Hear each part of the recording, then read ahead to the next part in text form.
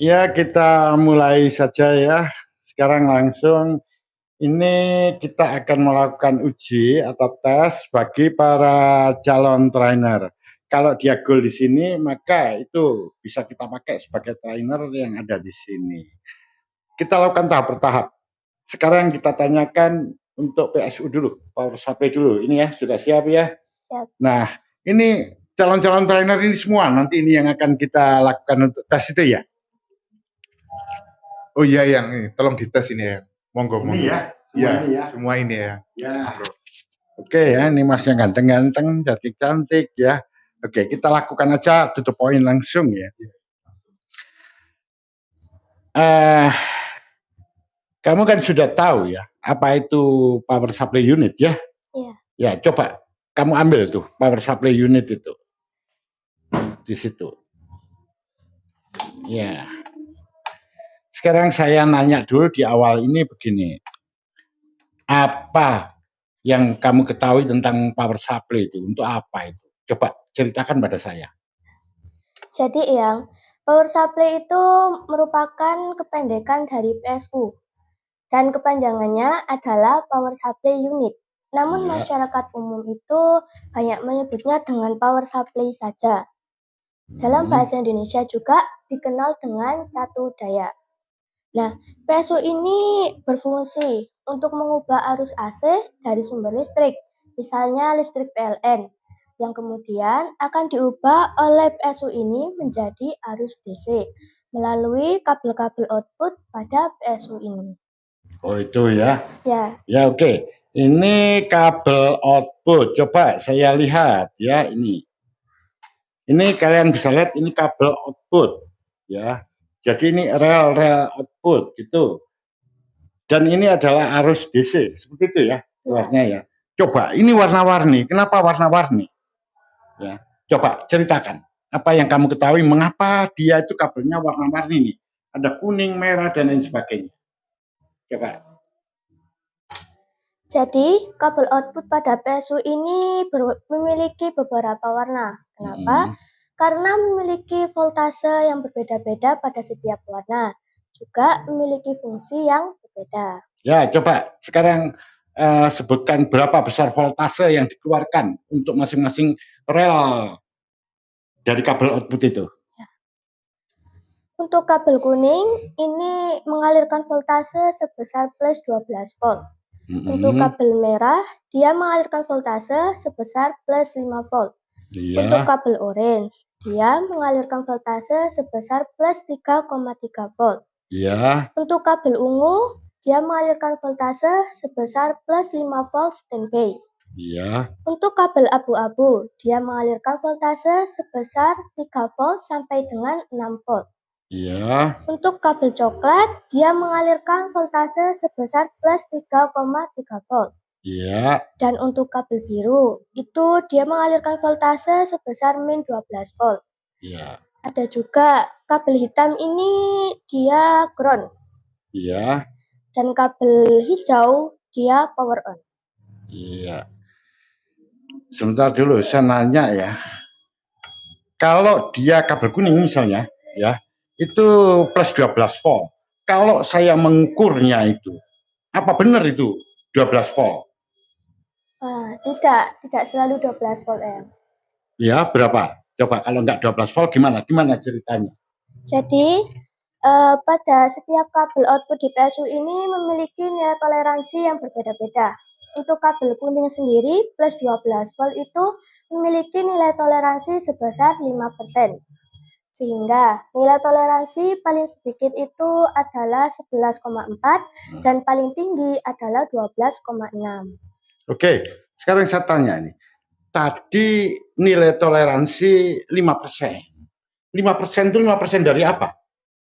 5% dari plus 12 volt. Oh ya, 5%-nya berarti itu 0,6 sehingga rendahnya itu menjadi 12 dikurangi 0,6 sama dengan 11,4, maksimalnya plus 12 ditambah 6 jadi 12,6. Begitu? Ya, betul. Kalau untuk kabel yang lain yang merah misalnya? Kalau untuk kabel yang merah sama, dia juga memiliki nilai toleransi sebesar 5%. Jadi sehingga waktu diukur itu nilai toleransi paling sedikit itu adalah 4,75 dan paling tinggi adalah 5,25 volt. Iya, jangan lihat saya terus, takut saya ngeliatnya ke sana. Ya, oke. Sekarang kalau semuanya segitu ya, nilai toleransinya semuanya itu segitu? Oh tidak yang. Ya. Untuk kabel biru min 12 volt itu memiliki nilai toleransi sebesar 10%. Oh ya, jadi kalau yang lain 5%, ya. Kalau yang itu 10% gitu. Ya, betul. Yang min itu ya. Pertanyaan saya berikut gini. Kalau seandainya setelah saya ukur, ketika saya nyalakan itu, saya ukur nilainya ternyata di luar range, di luar kisaran nilai toleransi. Misalnya yang kuningnya. Ya. Kuning tadi kan nilai toleransinya 11,4 sampai 12,6. Itu maknanya apa sih? Jadi apabila PSU itu tidak diukur, tidak berada pada kisaran nilai itu, PSU itu dinyatakan tidak normal. Jadi misalnya saya ukur dia itu 12,4 gitu, normal itu? Normal. Kalau 11,6, normal? Normal. Kalau misalnya itu 13 volt, normal? Tidak. Kenapa? Karena dia lebih tinggi atau berada di luar nilai toleransinya. Oh, artinya kalau dia lebih tinggi, dia nggak normal, gimana? Harus diapakan tuh? Jadi waktu... Ya, itu boleh nggak saya pakai kalau seperti itu? Tidak boleh. Karena itu bisa merusak perangkat keras yang terkoneksi langsung ke PSU. Iya, oke, begini. Sekarang ceritakan pada saya, bagaimana kalau nilai setelah kita ukur itu, dia di luar kisaran itu. Bagaimana kalau dia itu lebih besar dari itu, bagaimana kalau dia lebih kecil dari nilai itu. Tolong dijelaskan ya. Jangan lihat saya lihat sana, saya yang takut nanti ya. Jadi contohnya saja, pada kabel kuning plus 12 volt ini, apabila diukur, dia tidak berada pada kisaran nilai toleransi itu, entah undervolt atau overvolt. Nah, undervolt itu merupakan istilah yang digunakan apabila besar voltasenya itu di bawah nilai toleransi. Dan overvolt merupakan istilah yang digunakan apabila besar voltasenya itu lebih tinggi dari nilai toleransi. Nah, contohnya, pada kabel kuning plus 12 volt, apabila kita ukur dia mengalami undervolt, misalnya tadi 11 volt ya, jadi dia akan merusak sistem komputer. Antara lain itu bisa saja tidak ada tampilan pada layar monitor. Jadi monitornya itu tampak gelap, tidak ada video, foto, tulisan, itu tidak ada. Bisa juga itu komputernya merestart sendiri. Dan juga bisa pada monitor itu ada tampilan, namun kinerjanya itu tidak stabil. Kalau untuk overvolt, misalnya 13 volt ya, itu akan merusak perangkat keras yang terkoneksi ke PSU. Contohnya rusaknya HDD, motherboard, kartu grafis, dan perangkat-perangkat lain yang terkoneksi langsung ke PSU. Itu ya? Ya. Tadi apa overvolt itu apa? Overvolt itu besar voltasenya itu tidak berada pada nilai lebih tinggi dari nilai toleransi. Oh, berarti kalau lebih tinggi dari 12,6 berarti dia dikatakan overvolt. Kalau undervolt? Itu besar voltasenya itu lebih rendah dari nilai toleransi. Oh gitu. Sekarang saya nanya nih. Kalau misalnya sebuah PC ya, komputer ini, tiba-tiba dia itu tidak tampilan apapun di layar monitor, dia itu gelap begitu saja. Apa itu pasti disebabkan oleh power supply unit? Oh, tidak pasti, tapi itu merupakan salah satu penyebabnya. Oh, gitu ya. Ya betul memang ya. Penyebabnya banyak, tidak hanya ini. Permasalahan pada RAM juga bisa mengakibatkan gitu, pada kartu grafis juga bisa seperti itu. Jadi ini merupakan salah satu gejala. Kalau ada kayak gitu, salah satunya yang harus dicek adalah power power supply. PSU. Mungkin ada pertanyaan? Mungkin pertanyaannya cuman satu Eyang. Cuman sekalian menyimpulkan yang disampaikan sama Mbaknya. Jadi kalau begitu coba sebutkan tanda-tanda kerusakan dari PSU. Itu tanda-tandanya apa saja? Gitu saja Eyang.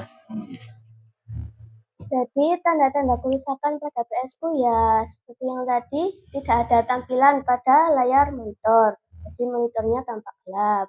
Terus juga komputer itu mereset sendiri.